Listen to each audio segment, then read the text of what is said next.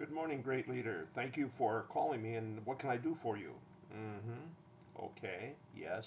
I think we can do that. Up here, outside of Bangkok? Sure, I think we can do that. We'll do it. Okay, we will get our success. Thank you. All right, talk to you later, Chief. Bye bye. Okay, that was my great leader, Suthep Turksuban.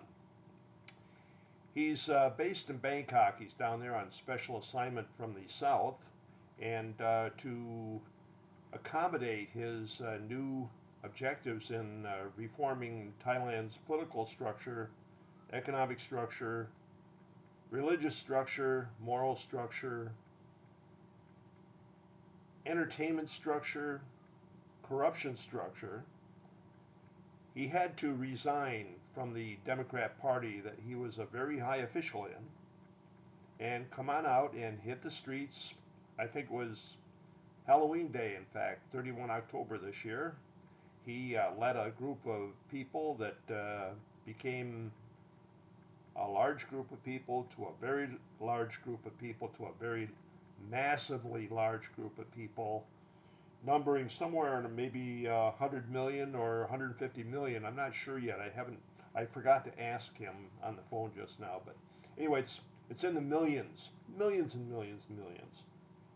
And even though when you look at those people gathered in Bangkok on Google Earth, if you can run up to 200,000, you're better than I am at your calculator. Anyway, so let's say millions. But anyway, Kun Suthep is down there now battling the scourge of the earth, corruption. And he's doing this in a new methodology that most of us aren't familiar with. And I thought that maybe before the Western world, democratic nations of the world, and other proponents of voting and elections get excited, that we really need to discuss what Suthep and gang are up to. Right now, there is a election scheduled for 2 February 2014. This is national elections in Thailand, made necessary because of the dissolution of parliament not long ago by the Prime Minister, apparently in response to demands by anti-government forces that she resign, step aside, and now not just that, but get out of the country, never come back to Thailand, take her son with her, take her daughter with her, take her dog with her, take her cat with her, just get out of Thailand. So instead of doing that, what she's doing is she's up country here in the Northeast, traveling around on train, talking to local people who don't really care for this insurrection that's taking place in Bangkok at the moment. In fact, they're sort of in a quandary about what to do. They don't want to sit idly by and do nothing, but on the other hand, they know that if they were to go to Bangkok and protest against the protesters there, that there's a near certainty of extensive violence. So they don't go down, and they're being encouraged at the moment not to do so. So anyway, back to Suthep and his program. What he wants to do here in Thailand is a very noble gesture. He wants to eliminate corruption. And it's not just traditional Thai corruption that he wants to eliminate. Matter of fact, he didn't even talk about that. What he's talking about is something called the Thaksin system corruption, apparently unique only to former Prime Minister Thaksin Shinawatra, who was ousted in a coup by the Thai military back in 2006. And so Suthep is alluding to something called the Thaksin system, and this is the identical system that Sontit Limthongkun, uh, media mogul here in Thailand, staunch yellow shirt leader, and now also supporter of this insurrection, has in the past come out and spoken about and campaigned about. And in fact, he was one of the major factors back in 2006 that led to the ouster of the Prime Minister Thaksin Shinawatra at that time. So at the time when Sonti was enjoying success with his military friends, he was also talking about the need to reform Thailand. So now we're here in 2013, 7 years later, and no such reforms have even been attempted, much less accomplished. As well, there's been a great deal of political upheaval, and of late, a lurking social upheaval that's now come into its own by two major groups here in Thailand, and it's not just a matter of democratic versus non-democratic or red shirt versus yellow shirt.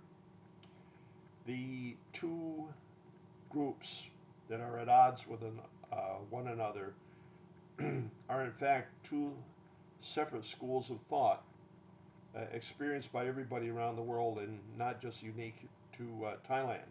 Those schools of thought involve the right to make a choice, to vote, to cast a ballot for someone that you believe will do what you want them to do when they're in office serving as a representative of your government. That's one group. The other group is looking at that option but denying that it works for Thailand, citing the corruption that was, in their minds, unique in the Thaksin Shinawatra administration. Probably if you are looking for anything that is unique in Thailand, it's not just the corruption per se that is unique, but society's way of dealing with corruption. When an allegedly corrupt leader is identified, such as Thaksin, he is the one blamed for the corruption. We've heard a lot about vote buying, that Thaksin and company have bought millions and millions and millions of votes, which is also raises the issue of whether or not anybody that sold their votes is at fault at all. And if the people that sell their votes or that vote a certain way because of false promises and so on, where they got their social ethics and mores and beliefs and faith from. It wasn't from Thaksin. It wasn't from some special corruption that began back in 2001 when Thaksin first came into power as Prime Minister. It's a special kind of corruption, a unique corruption in Thai society. And Mr. Suthep Turksoban, who is now leading this 50 million, 75 million strong protest in Bangkok, it's that kind of corruption that he is supposedly targeting. But he's not going to be able to do anything about it because he is a typical representative and component of that type of corruption. Just as a horse wears blinders, these people cannot see outside the left or outside the right blinder as to what the real problem is. And where is the real problem? It is here, here, here, in themselves. They will not accept differences. They will not accept a different way of looking at things. They will not accept any kind of reality that you might be loyal to something else, to someone else, but that you must be loyal to what they are loyal to. And if you are not a real Thai, you are not a good Thai, you don't belong in Thailand, even if you were born here. On corruption, yes, it is rampant here in Thailand, and it's not a joke, and it hasn't been a joke for decades and decades and decades. Everybody knows it goes on, but that's not the fault of the foreigner coming into the country. That's not the fault of the policeman at the local station. That's not the fault of the university director that's using students for his or her own benefit.